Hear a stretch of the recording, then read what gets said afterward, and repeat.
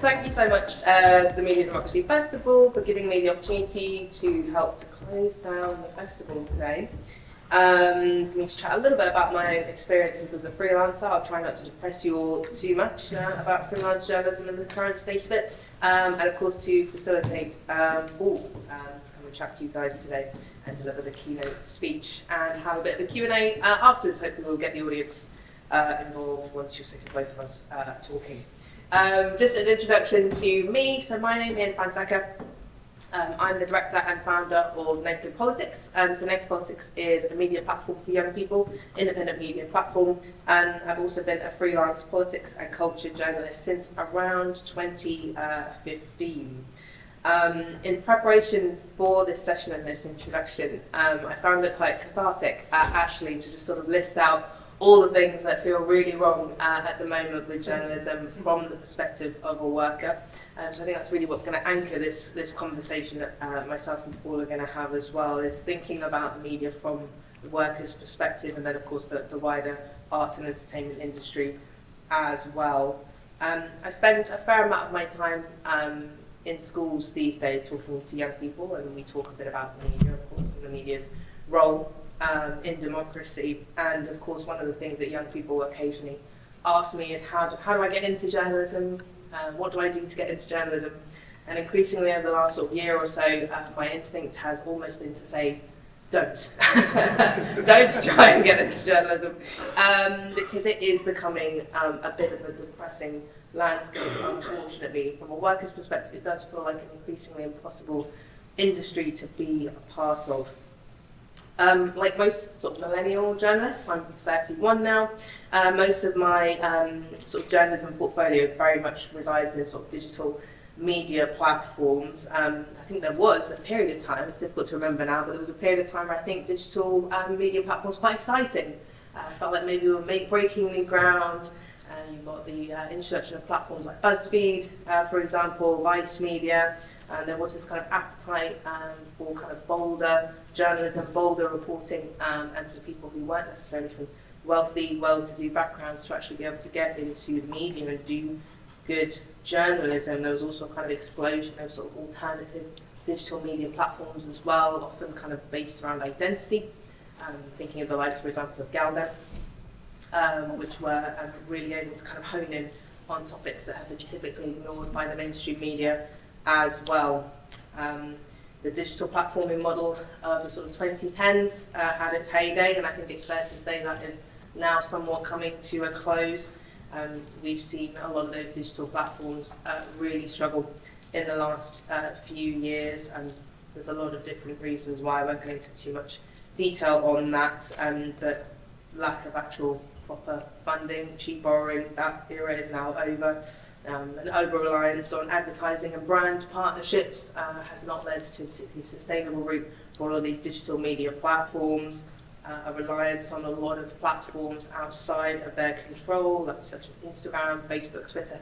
You can change the algorithm rules at any time. And I think exemplified particularly by Vice, which is recently closing. There's been a real kind of greed of the owners or the bosses funneling a lot of that venture capital upwards rather than investing that into more journalists and the workers at the bottom. From my experience in terms of the actual impact as a freelancer, all of this has had, what the material impact actually is on sort of myself and other people working in the freelance and also in staff jobs as well within journalism. There's been a fierce competition for freelance work. We've had a lot of previously employed staff who've been forced essentially into the freelance pool. So there's huge increasing competition, I think, between lots of workers for less and less. There's less work available, I think, in general, for freelance journalists, for journalists in general, and particularly the type of journalism that a lot of people on the left might be interested in, that involves sort of shining a light on community experiences that are typically ignored by the mainstream. Late payments, I think, have always been a feature of freelance journalism for me. I've never been paid on time, but that seems to be increasingly becoming a problem as well for workers, including, I believe, experiences of some journalists not being paid at all, perhaps because the platform's gone under and they've had to pay other creditors first, and that's very much come at the expense of workers as well. There's a lot of questions as well, I think, in terms of future experiences of freelance workers, of what the impact of a lot of these digital platforms going under means. One of the most interesting questions, I think, that comes with the closure of these digital platforms is, what happens to all the work that's on there? Where does it go? What happens if huge portions of your portfolio as a journalist just disappear? You've got no real evidence anymore for your work. It's often talked about that, what's put on the internet is there forever, and that might actually be wildly untrue in the case of digital media. If anything, it makes our work feel so much less tangible that it can kind of be disappeared like that. And there's also, of course, workers, not just freelance journalists. AI is, of course, becoming an encroaching threat as well on our work. Stagnant wages, wages for freelance journalists in particular, have absolutely not increased in line with the cost of living. And this is something that hits working class journalists absolutely the most. They're very much at the sharp end of this. And I think there's been a real shaping of journalism which has shifted a lot, which definitely impacts the ability for any journalist really to be able to do good work. One of my biggest bugbears is the viewing of journalism as a form of entertainment or content, which is a word I hate when we talk about journalism as content. There's something more heartbreaking than when someone refers to your journalism outputs as content. But this view that journalism is primarily for entertainment or content purposes, and so you have a real preference towards people who already have some kind of an online presence being given all the opportunities to do journalism. This is something very prevalent in culture journalism, for example. And I think the BBC is very bad for it, just giving a reality TV star a whole documentary on something very serious when, what about the people who've been training in journalism and training in those areas, for example? Really undermines journalism, I think, as a proper skill set. And it blocks more ordinary people and working class people from being able to do that type of journalism, of culture journalism as well. Also as well, I just think the climate that we're in terms of navigating things as a freelance journalist, the time pressures, scarcity, poor funding, all of this actually costs journalists' ability to actually be able to be curious. Curiosity takes time. Curiosity, you need to be given a moment to be curious about, a story and kind of follow it through. And unfortunately, that means that we just end up with more people within the media who really just lack the ability to ask the right questions. I can think of an example just this week with everything that was going on with the Diane Abbott story. There was a journalist who chose to focus on some sort of innocuous point around how Diane Abbott does not receive disproportionate treatment about X, Y, and Z, rather than focusing on the importance of the story, which was racism. Also just asking further questions like, why is it right that someone gets to give £10 million to a political party as a single individual? So that real lack of actually asking what are the proper questions that we need to follow really gets impinged. Also as well, I've thought a lot about challenges to independent media in general, as someone who owns a very small independent media platform myself. Funding, everyone knows that's probably the biggest question now. Funding as well for sort of resource or time-intensive journalism, such as investigative journalism or reported journalism. There is a very prevalent culture within our media of sort of prioritising basically opinion and commentary journalism, because it's very cheap and very easy to get someone to just write an opinion piece on the hot topic of the day. It's obviously much more expensive, and to get someone to actually investigate properly a particular issue that's maybe not on the timeline that week. My biggest concern really, and I don't know if anyone has an answer for this, even when I think of some of the really great alternative media platforms that are doing some really great stuff, there's this real reliance on social media and the way in which social media shapes news, shapes journalism. And you can create an audience online only for the algorithms to change, because you don't own that platform, you don't own that algorithm, somebody else does, probably a very wealthy individual, a billionaire, for example. So it demands doing journalism in a particular type of way that is fit for a particular algorithm, but it's not necessarily perhaps serving the best of public interests.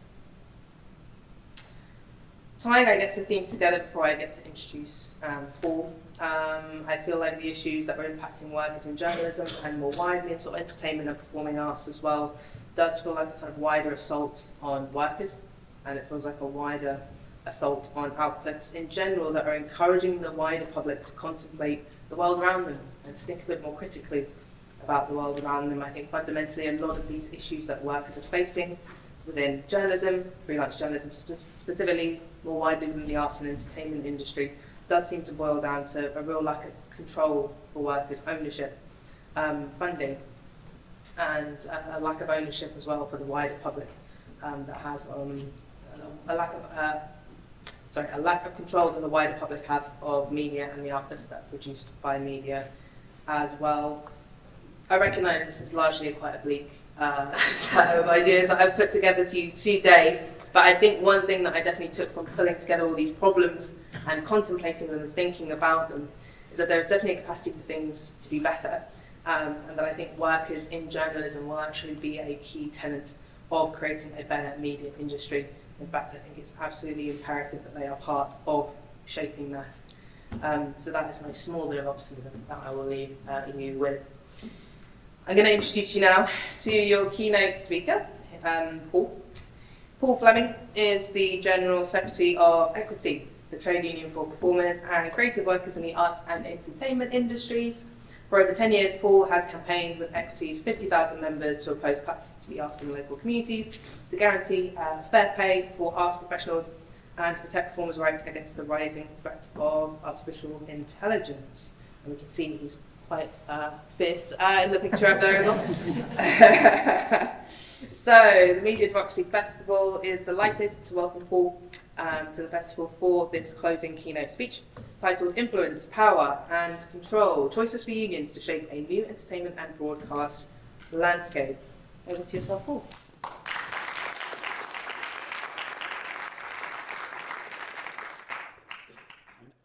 Thank you. Yeah, I'm not sure whether I look fierce or whether I've been goosed in that picture. It's a slightly sort of weird. So this talk obviously comes with a degree of a health warning. The first bit is that Equity's 50,000 members are by and large actors, but they're also performers, stage management directors, designers, choreographers, clowns, children's entertainers, burlesque artists, stand-up comedians, contortionists, and so on and so on and so on. So consequently, their issues are allied with yours and the issues of workers in this industry as workers, fundamentally, but also as people whose bosses, employers, capital are broadly the same. So it does come with a degree of a health warning that I'm perhaps not the greatest expert on the world that you all live in, but fundamentally the powers, the pulls and the lessons are the same. The second health warning is I'm much better at sort of screaming at a brick wall or a government minister, not that one can tell the difference often between the two, than I am at giving these sorts of talks. I have a slight stammer, and I have written it all out. So if I get stuck, I'm not having a seizure. It is just my way of speaking. So that's your health warning. But I'm going to start with this sort of image, if you like. So I spoke at a rally for Enough is Enough in front of 10,000 people on a bright day in September 18 months ago. So after the stunning hot union summer, or hot strike summer, which coordinated action across the railways and it ignited public imagination, postal workers, nurses, lecturers were all out on strike, and there were stunning victories in retail distribution and in ports, factories, and there was nationwide public support and a higher consciousness about the labour movement, and certainly its highest point probably for a generation. Last year, I spent time in Los Angeles at the negotiations of our sister union, SAG-AFTRA, who simultaneously strike with the Writers Guild of America, something that hadn't been done since Ronald Reagan was president, not president of the United States, but president of SAG-AFTRA union. It brought debates about artificial intelligence, low pay, and the exploitation of virtual monopolies back into a mainstream consciousness. And in the UK, Equity's strike action in the West End, or threat of strike action in the West End, resulted in a 16.7% pay rise in minimum pay. We claimed for 17%. That's a compromise I can live with. There we are. That's worth a round of applause. But combined with increases in overtime and other payments, average West End pay has actually risen by almost 23% in the first 6 months of that deal. On Equity's independent theatre agreement, over a much longer term, real pay has risen. So that's pay less inflation. It's risen by 15% in 20 years, when real wages have fallen by 15% in 20 years. That agreement is the standard, it is the benchmark for funding for all 4 arts councils in the UK. So whilst the bosses have been cut, the trade union agreement on which 95% of theatre is made has seen real terms rises in those wages. So loud or quiet, in the spotlight and in unlit rooms, and in the wake of the COVID pandemic, the global union movement has finally woken up to a frightening, precarious but hopeful century, but it has been a phenomenally deep slumber. And at that rally of 10,000 people in front of King's Cross, Mick Lynch was right when he said, in generations to come, people will ask, where were you in 22? But the big question now is, why haven't we done more by 24? So in the arts and entertainment industries, and more broadly across broadcast and media, this question burns as brightly as in the rest of the economy. As a trades union, Equity has 50,000 members, which is more than at any point in our history. Our history goes back 94 years. And 95% of British TV, film and theatre works on a trade union collective agreement. And our density, that's union membership in a workplace, sits at a low of 65% in TV and a high of 85% in the West End of London. Average trade union membership in the UK is around 26%. More of our members are under 40 than over the age of 40, and more members are 28 years of age than any other age group. UK TV and film was undeniably affected by US strikes, but no less than 1% of scripted content actually stopped during the strike action itself. Why? Because the American closed shop system requires SAG-AFTRA members to work only on their contracts globally because of the quality of them, with the exception, essentially, of the United Kingdom, because our agreements are equivalent, or in some instances superior, to the American collective deals. So with all of that great background, why are wages so shit? Why is gig worker a synonym for precarity and bargain basement terms and conditions? Gig workers named after the gigs that our members have worked for 90 years or longer. And after 90 years of unionisation and 20 years of growth, those challenges actually sometimes feel more intractable than ever. So these are the questions which can be viewed from a myriad of angles, and austerity, repressive labour legislation and the simple failures in the post-war capitalist settlement and new globalisation all have their role to play in that story from the world outside. And internal labour movement soul-searching is well rehearsed too, perhaps more in the publications I read than other people, but often with the same voices, making the same accurate assessments about industrial ambition, stagnant activism, and hand-wringing about structures which were built for a long-gone century. That was a very long introduction, but I want to talk about how this position changes in our industries and in the world at large by thinking much bigger than either of those perspectives. We have to have in our mind's eye the goal of what this whole sodding thing is actually about, the end game for the trade union movement. Compromise and subtlety along the way are, of course, the trades unionists' watchwords, and one of the best trades union activists I've ever known and met, who was actually from South Yorkshire, was very proud of the moniker Mr. Compromise, a grand title that was given not entirely without irony, but certainly not without foundation. All those compromises, however, are in service to an end. And what is that end? How do we explain it? And how do we build toward it? And moreover, what does it look like in the industries in which you work and the industries in which all of us must organise? So my central thesis is this. The labour movement has 3 choices as to the end that it wants to achieve in whichever industry that it's functioning. We can have workforce influence, we can have workforce power, or we can have workforce control. Now, all of those options come with nuance and warning, but this is a time to be straightforward, honest, radical, perhaps a little polemic about the one route out of those 3 that we as a movement have to pick. So let's start with influence. Humiliating defeats at the end of the last century suggested an appealing way out of the mess. So influence. When Tony Blair is elected in 1997, after he says with pride that the UK has the most restrictive labour laws in the world, there's not much hope for the return of the industrial architecture for which British trades unions and the movement was designed. So this influence took many forms. It's had a left-wing incarnation through party politics over the last 10 years in particular. A full-throated, funded and absolutely correct support for Jeremy Corbyn in his internal battles with the Labour Party bureaucracy drunk on the moonshine of bootleg Blairism is an obvious example.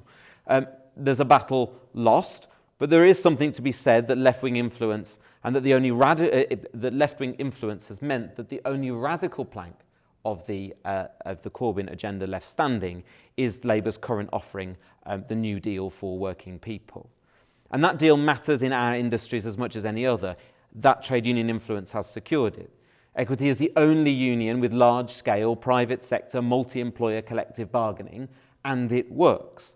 For theatre, TV and film, it's the only way that we can build and win with the industry's freelance structure, and certainly the best hope of changing that freelance structure. Where the system exists, it enables us to have agreements with Netflix, with Amazon and with Apple, often bargaining terms which are far above the standard industry minima. But like every union, we want to see it expanded. Video games are worth more to the economy than traditional film, and they are a media far newer than the framework which we established for most of our bargaining over half a century ago. TV commercials remain outside of collective bargaining since equity's most humiliating industrial defeat. And as somebody who worked in Yorkshire and Humberside organising traditional industrial communities before I worked at Equity, I say this with full knowledge of the equivalence that I'm about to make, but losing the TV commercials dispute for Equity almost 30 years ago was the equivalent of our miners' strike. Nothing has done more to destroy the earning potential of actors, particularly from working class backgrounds, than the collapse of collective bargaining in TV advertising. And the introduction of sectoral bargaining, even through the light touch fair pay agreement starting in other sectors, provides an easy and appealing potential on the medium-term horizon to win that agreement back. But hold commercials on your mind, because they're going to be a bit of a running example. So far, so good. But what happens when this influence doesn't happen? Unions, in particular Labour-affiliated unions, unlike ourselves, like to say that they'll hold the party's feet to the fire to ensure that they will do what they say. Well, a fat lot of good that has done on the billions of pounds of green investment to ensure and build new union jobs, or indeed the promise of nationalised industries, particularly in areas with natural monopolies. And this is the problem with influence. It rests simply on the appeal of your argument to the ear of the listener. And like the influencer on social media, its efficacy rests entirely in the eye of the beholder. The institutions of power making a TikTok teenager's attention span seem like a dedicated lifetime of study. The toxicity of this influencing agenda is at its most poisonous in the industrial space itself. So my case study here brings the learned behaviours of workers in the entertainment industry into contact with the agenda of mere influencing. So in response to the myriad of scandals in our industries, much time and plaudits have been offered to a thing called CISA, the proposed Creative Industries Independent Standards Authority. The problem is that it will be funded by bosses. It seems to want to hold individual workers to account for structural failings. It will be purely advisory and enhance no legal rights held by vulnerable workers. In short, it is not independent, it will not set standards, and it has no authority. So in areas of the creative industries with no significant union presence, and as a union for models, I say with full self-reflection that includes some sectors where we attempt to organise, one can see the immediate appeal of something the influence rationale says is better than nothing. But when the structures are essentially designed to bake in the current structures of authority, consent and control, their long-term effect will only be to make the situation worse and sap workers of any confidence in any institution which deals with them. Chasing influence is not a yellow brick road to an Oz of illusion. It is a cul-de-sac to the castle of the Wicked Witch. So influence culture among worker organisations in the creative industries leads to a praising of the workforce's resilience to the hard conditions in which they find themselves. The resilience narrative amongst those in newsrooms, on sets and on stages reached a fever pitch during the dark days of the COVID pandemic, where 40% of our 50,000 members did not receive a penny from furlough or the self-employed income support scheme equivalent. So lauded for resilience whilst being simultaneously told that they should retrain in cyber. Resilience to that maelstrom is not an asset to our members. It's a luxurious choice for the privileged few. 90% of our black women members said that they were planning to leave the industry in December 2020. I'm not a trades unionist to praise resilience. I am a trades unionist because I want to build resistance. And resistance means worker power, which brings me to one alternative to holding influence, which is building a power. So let's return to the TV commercials example. The collapse in Equity's collective agreement in the early 2000s after our last major all-out strike, which went on for over half a decade, has taken the average fee for a commercial from around £100,000 in 1997 to around £30,000 now. Commercials were and are infrequent work. You can't advertise a chocolate bar and then pop up 3 minutes later in an advert for toothpaste. But it used to see our members through an intermittent cycle of theatre, TV and film work. During a bedrock of advertising money for a decade, you would build royalties, residuals, a sustainable career with the expectation of another advert to take you through the next decade at the end of that process. Losing that agreement, and this is not an exaggeration, lost members their homes, their careers, and lost our union 20,000 members, an overall total which we only recovered from in 2018. And in Canada, right now, the advertisers are using the same tactics, actually with some of the same negotiators, as they did here. But the Canadian Union has learned from our example and has taken them on stronger and smarter than we did. So after 2 years of struggle, almost half of Canadian commercials, from a sum total of 0, are back on a collective agreement. Their lockout hasn't just been about withdrawing labour, but has been highlighted by an unprecedented level of direct action on the part of actors. And a favourite, and this I think is a really powerful story, has become to identify scab shoots, which are filming in particular in a street, restaurant or shop or another public place, and use a mirror to reflect back the sun directly into cameras, into windows, and destroy the optics of any scenes created. And the reason why it's become particularly powerful is ACTRA, our Canadian sister union, has now started issuing tiny mirrors to all of their members as a standard. And the mirror has become a symbol for those Canadian artists of resistance to one of the most unpleasant and toxic areas of, I would say frankly, of the economy as a whole, advertising and commercials. So hanging on for influence through the New Deal for working people is one thing, but as our Canadian cousins have learned the lessons of our dispute through the courts and the streets, we're learning the lessons of ACTRA's inevitable forthcoming victory. Simply put, worker power does eventually get the goods. In the UK, that power is undeniably what led us as Equity to achieve the first deal with Netflix for actors in the first deal with Netflix for actors in the world, and all other streamers have followed in its wake. Feeling and building that power won us our West End dispute, and it kept scab labour away from our shores during SAG-AFTRA's dispute. And it is our only defence against AI. Robots don't do unions, but unless workers build union power, the robots will be doing a lot more while we will earn a lot less. And union power has meant that the first clauses on AI in our agreements through our negotiations with ITV this year. And in an increasingly difficult commercial climate for continuing drama or soaps, their home increasingly seems to be online at the mercy of algorithmic scheduling. Our members working on soap operas for ITV, which is the largest number of them, rejected their initial pay deal this year for the first time in 60 years. And it didn't lead to a strike, it did lead to AI protections, and it did lead to a 30% higher pay rise than we were originally offered. And it has led fundamentally to renewed confidence and membership of the union. So power is innate in any collective of workers, but it takes unions in all their hulking glory to activate and channel it. And there's an incredible lesson in the ballot-smashing turnouts achieved by so many unions in recent years. When draconian legislation puts up barriers to unions, if they build power, they simply smash them down. Now, for too long, we told our members as Equity, because we were so scarred by the TV commercial strike, that industrial action was not merely dangerous for the union, but de facto impossible. And we can contrast here quite neatly with our American sister union, SAG-AFTRA, and their widely publicised strike action last year. So the mechanics of that for them was after a ballot of their whole membership of 160,000, they had a mandate for action on a less than a 50% turnout. That mandate was activated at noon, and their strike began at midnight.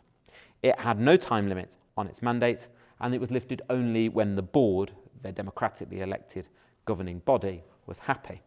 Crossing a picket line could lead to expulsion from the union, and the closed shop system effectively means that that is forfeiting the right to work on the terms and conditions that your colleagues have sacrificed their time to build.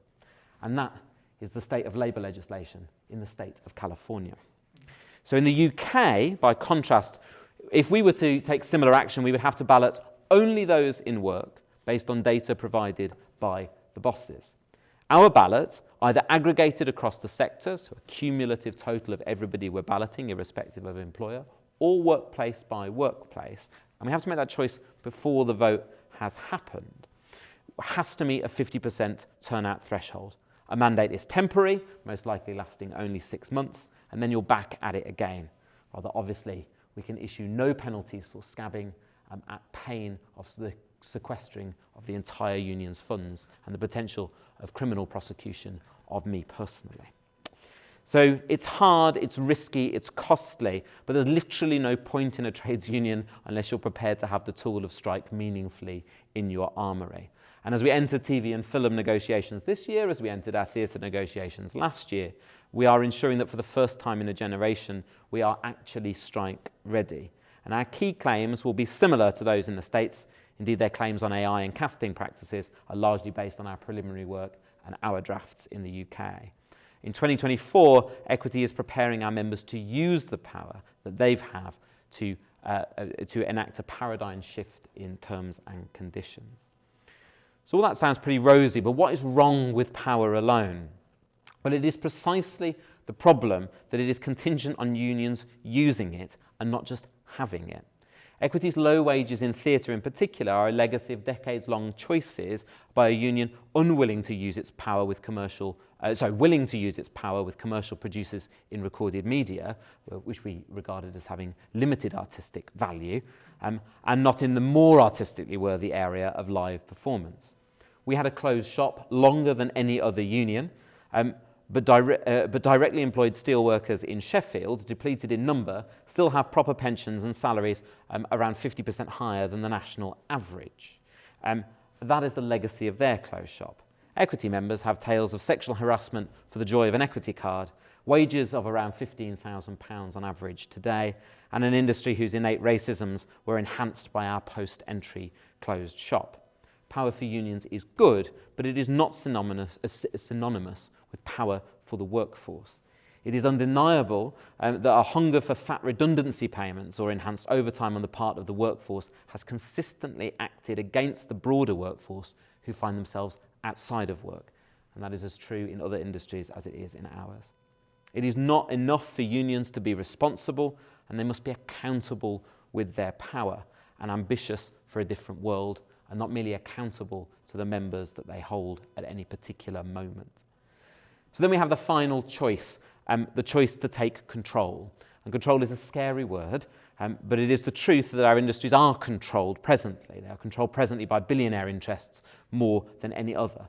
And the exercise of that billionaire control is rarely more naked than in art, entertainment, and the media. The alternative to that control is, there is one option, and that is workforce control. And it must be seen in its most broad-minded, generous, and ambitious sense. Now, we should be very comfortable as a movement we are very comfortable as a movement talking about how workers in factories or our public services should take control of their workplaces, of teachers leading education policy, healthcare workers running hospitals, and hospitality workers running pubs. But sometimes the idea of our members running their own workplaces feels less comfortable. And that angst comes, I fear, from a misguided impression, even from the movement itself, of who these people are. Rarefied artists reacting to the world and not actual workers creating capital. Now, it's no accident that the radical content on screen and on stage has declined markedly since the 1980s, and the facilitation of that has been the attacks both on trades unions within the sector and other routes for workforce control. Artists no longer have a direct role in grant giving from any of the 4 arts councils and in barely any local authorities. There is no place for the workforce on the board of the BBC, and precarious terms and conditions have spread, further limiting the self-selecting workforce and the ideas that they are prepared to entertain for audiences. And we're seeing this erosion writ large at the moment in the genocide which is happening in Gaza, the self-censorship of artists, the pulling of plays, the silencing of artists on the Oscars stage, or indeed singing at a Palestinian march, are naked examples of the heavy hand of the party of power on freedom of expression. It is the same agenda which shut the Oldham Coliseum, the home of I. Daniel Blake, and is decimating the most diverse opera chorus in the world at the English National Opera. The ENO is home to a radical idea as to who opera is for in the English-speaking world. Even big victories like the withdrawal of ACE's updated guidelines on political expression a couple of weeks ago and the U-turn on the sale of Channel 4 are blips in a clear and considered trend which the Labour Party even appears unwilling to stop. We have never had workforce control, but we're further from it now than we've been since the foundation of the welfare state, of which public sector broadcasting and subsidised theatre are integral parts. The appeal of workforce control is that it is the only route which is outward-looking and necessarily broad, whereas power comes from trades union membership and influence from the listener. Control is only possible with the consent of the broader movement and our whole class. Workforce control of the BBC must include an equal weighting between the workforce, who are significantly self-employed and precarious, and the audience. Arts Council democratisation can only work if content wins the broad appeal of audiences and they feel the positive influence of it in their local economies as well as in local communities and society. Being outward-looking requires unions to know their limits too. But how on earth can a union structure facilitate control of content choices or casting decisions? We simply cannot. I am merely a suited bureaucrat. But we must be allied to those who can. Unions have failed when they've tried to act as organisations not rooted in the struggle between capital and labour in the workplace, and that failure has become even deeper when they've shut out those who are not directly part of that struggle because they are not trades unions themselves. I can't write the new stories which see more black and disabled artists on screen, but we can use our power to facilitate and support those who can. As influence begs a shift from resilience to resistance, and power a shift from responsibility to accountability, so control demands that we are not merely a moment, but a movement.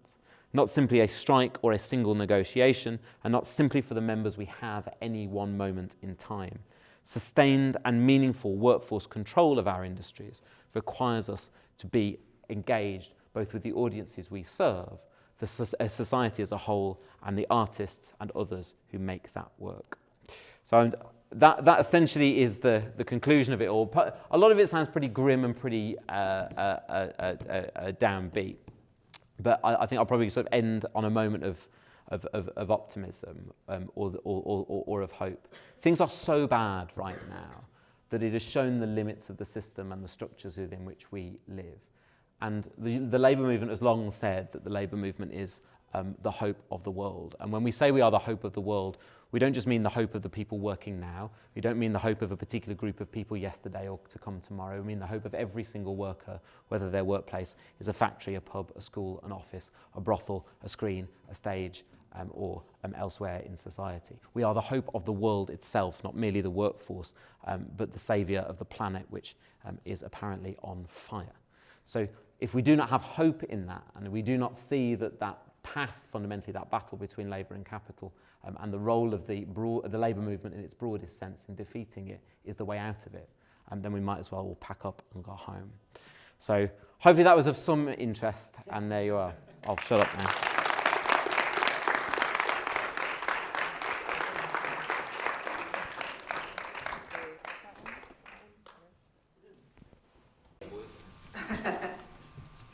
That was really great, and I think you arrived at same point as me, but much more succinctly at the end, which ultimately was about control, which we hadn't coordinated at all. So it's quite pleasant that we have the same line of thought there.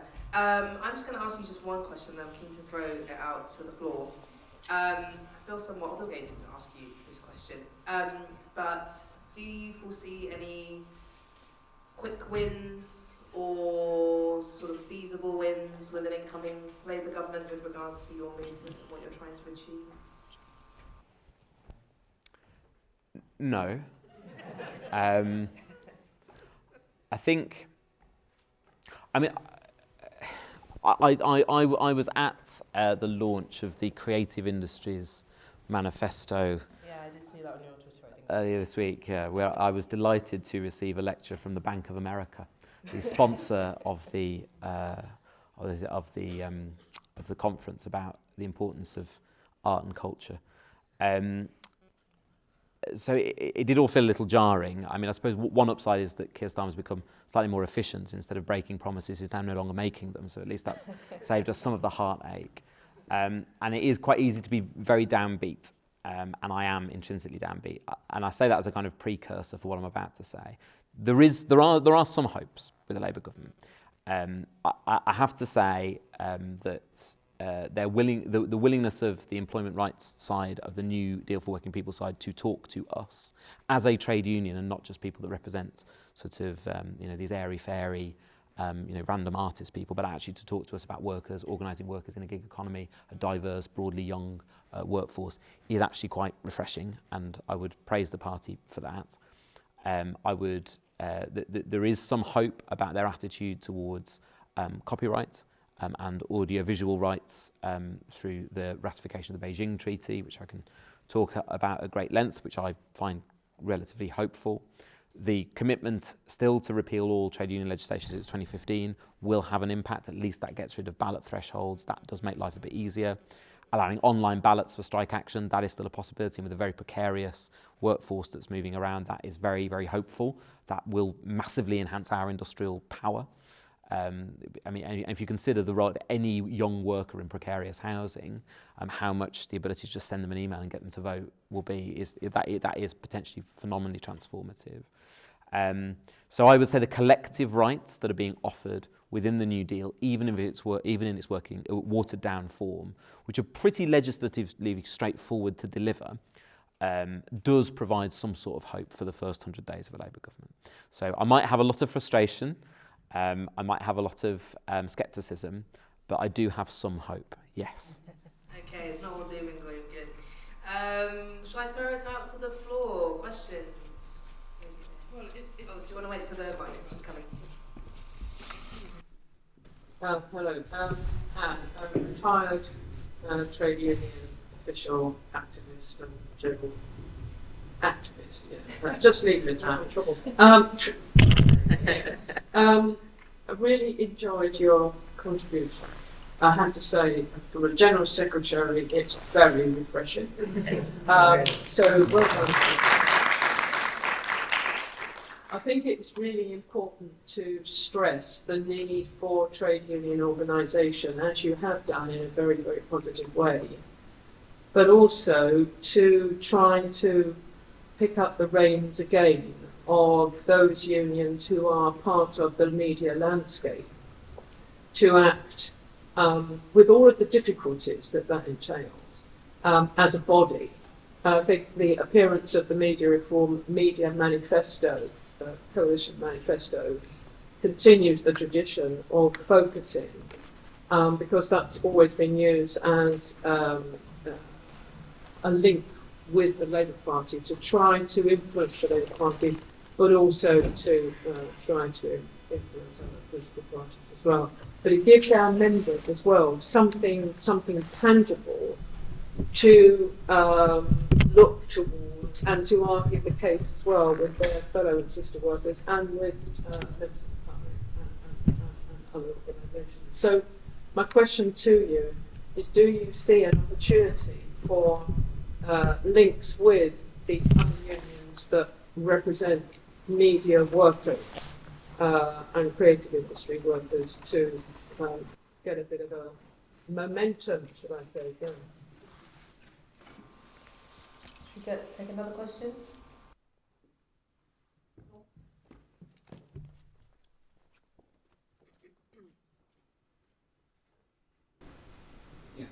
Thanks, Paul. That was great. I don't find it depressing at all. I mean, we sat through some pretty tough panels. There's a lot to be depressed about, and that wasn't how I felt about that. And the talk of like workers' control and having that end goal was really music to my ears. I mean, a lot of what we tried to do at the Media Reform Coalition has been inspired by exactly these kinds of ideas.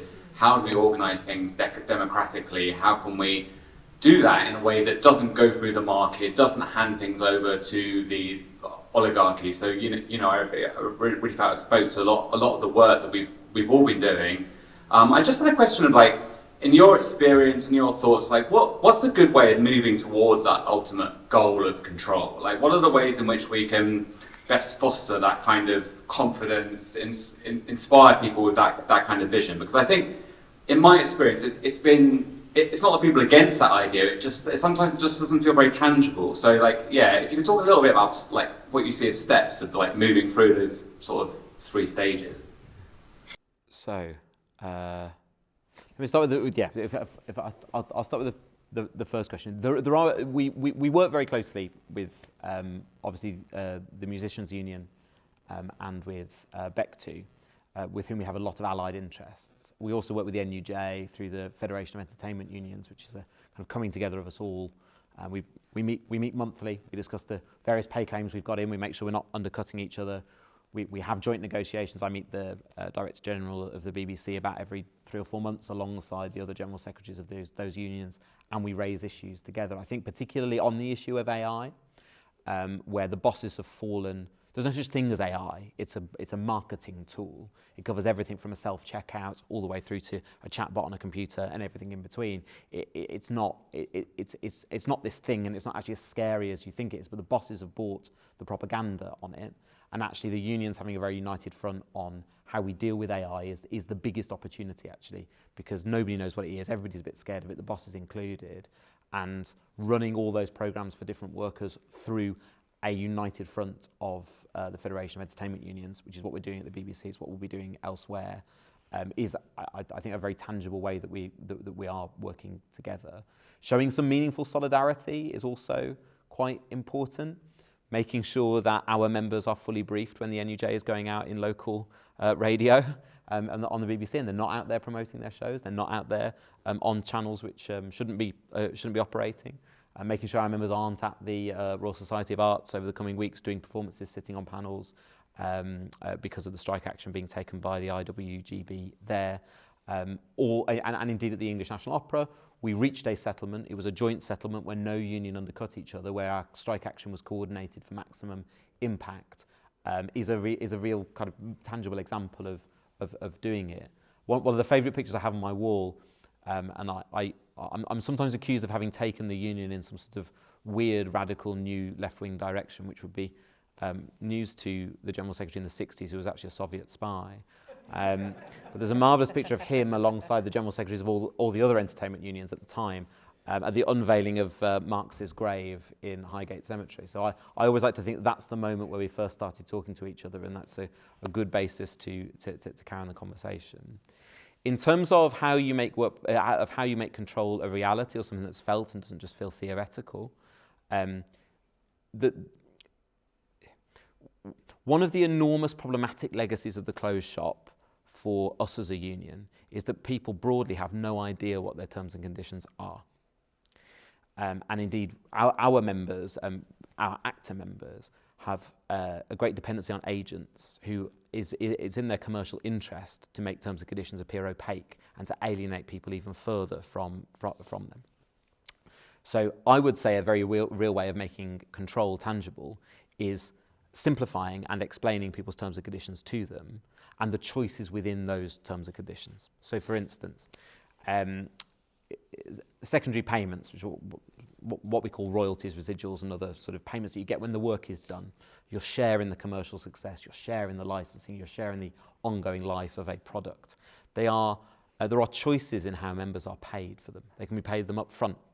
They can be bought out. It's not actually a buying out, it's a prepayment of those royalties. They can be paid them on a year-by-year basis. There are other choices about licensing for periods of time or sharing in levels of profit. There are choices to be made. Showing individual workers that their terms and conditions can facilitate choice over how capital is used is really, really, really important.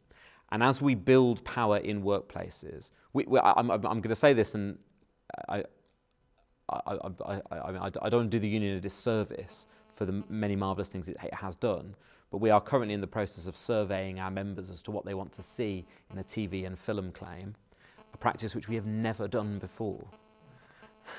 So we've done it in theatre for as long as I've worked at Equity. Correlation is not purely accidental. We've never done it in TV and film until I've become General Secretary. Asking people what they want to see, explaining to them how the negotiations are going, having a ballot for them on the outcome, that is worker control. Not of the industry, of your terms and conditions. But once you make that conceptual leap from the purely theoretical to the lived experience in the most meaningful way, but the most material way possible, the pound in your pocket, that I think is a way that to get people starting to think about, well, more broadly, should we not actually have a say over who's making these decisions? Who's making strike action more likely? Who, some of the language that came out of the SAG-AFTRA bosses, negotiators about starving actors out of houses and all that kind of stuff, has started to beg questions in the United States about, well, who the hell put these people there? And why on earth are they? What would do? And how do we get rid of them? So that material control over terms and conditions starts to beg broader questions, and it's a union's duties to behave as part of a broader movement that can answer them, because the labour movement can answer those questions. Trade unions alone cannot. Do we have any other questions from the audience? I have one. Can I do that with the mic? You started by saying, where were you in 2022, Paul? That was and I was at King's Cross and you were brilliant then, as you were today. But that I have since then, I took that moment away with me, talking to students, about this is it, this enough is enough, that all the trade union movement's coming together. This is the moment that actually we see a new political uprising. And yet it didn't. It feels now like we're in a very different moment in time, and I know a lot has happened in that 2 years, but the cost of living crisis has got worse. That hasn't gone away. Poverty has got worse, and arts and culture funding has diminished yet further. So why has the energy gone out of that space, and where do you see the next moment when we can have that? And I know it's difficult because actually there are the Stop the War marches for Palestine. A lot of energy is going to that for phenomenal events. Where is how can the trade union movement perhaps build on that struggle and also take us into a kind of another moment of actually taking back worker control in many ways? I just wanted to know, Banseka, what just some thoughts or reflections from you about what you heard from Paul, just linking it with everything that you were saying about your experiences as a journalist. Shall I take that? A lot of it was music to my ears, to be honest. I think this idea of control, that's something that threads through workers' experiences. It certainly threads through my experiences as a freelance journalist. I think it threads through to the public as well. There is that thread there, isn't there, about just everyone feels like they don't have much control. Obviously, I spend a lot of time through Naked Politics as well, talking to young people and engaging with young people. And again, there's a real political appetite. There's a political knowledge there. There's a political appetite for things to change and be different. But people feel like they lack the control as to how and why to do that. And I think getting people to do that imagination leap, as you've said, Paul, I think is really difficult. And there's a kind of human instinct to not be able to lean into it because it's quite difficult to envision things to be so radically different.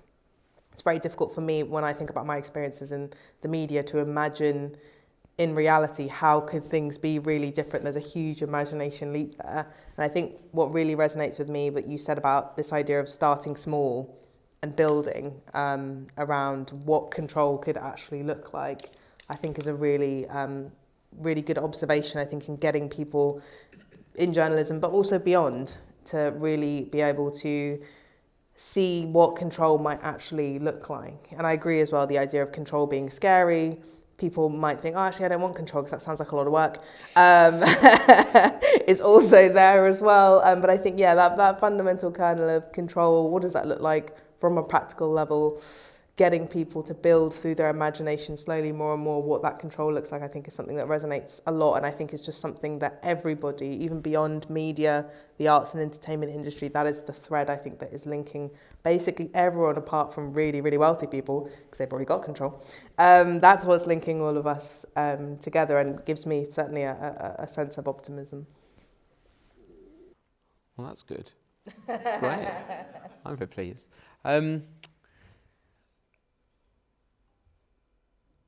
So I suppose I'm torn between a sort of long thesis as to where the union movement's. I mean, we're the 12th largest union in the country, which is a story of success on our part, but it's a damning failure of the trade union movement as a whole that the actors' union is the 12th largest.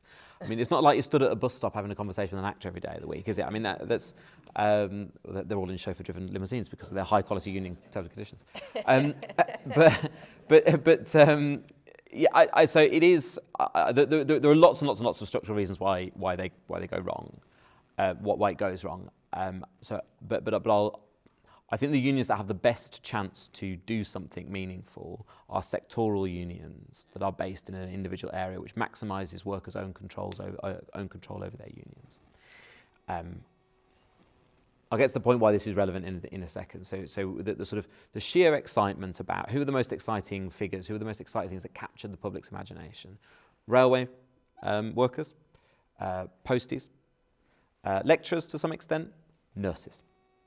All of those people they captured a lot of headlines, a lot of attention. They were unions that actually have a pretty singular focus on a sector, if not a profession of people.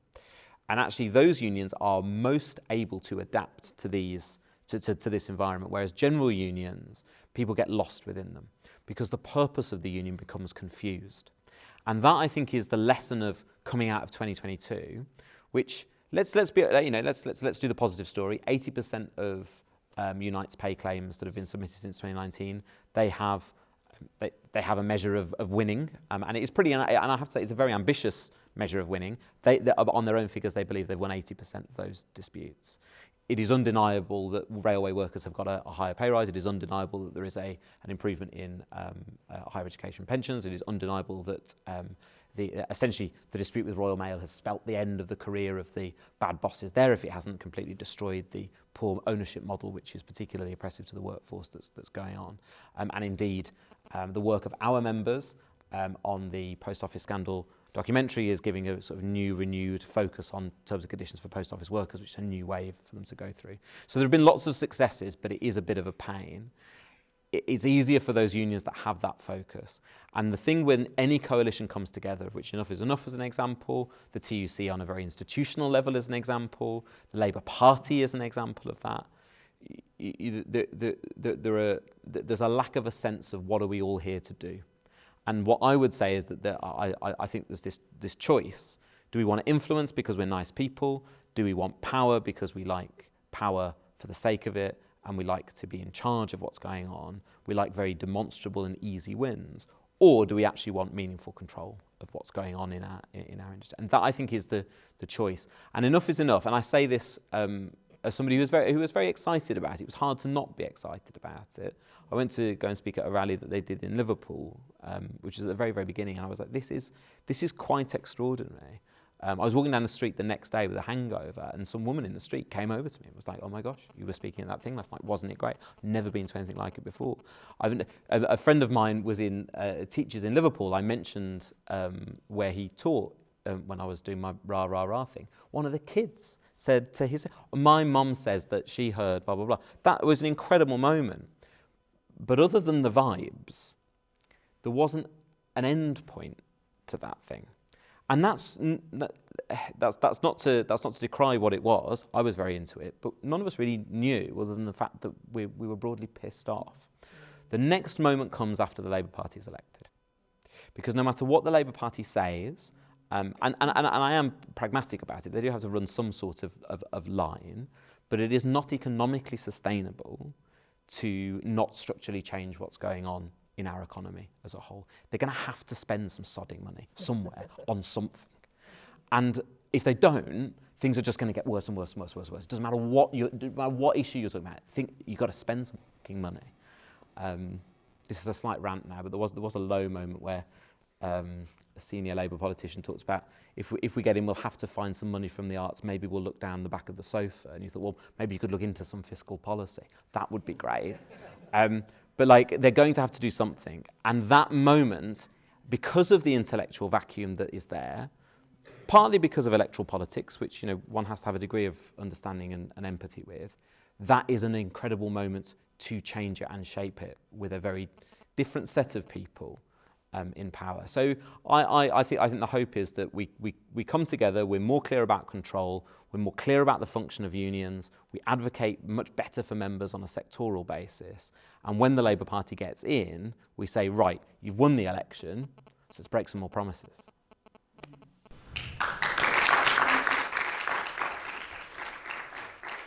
I don't know if that's a good note to end on, unless there's any more questions. No, I'm conscious we're over time as well. Brilliant. I think we should give another good round of applause to Paul.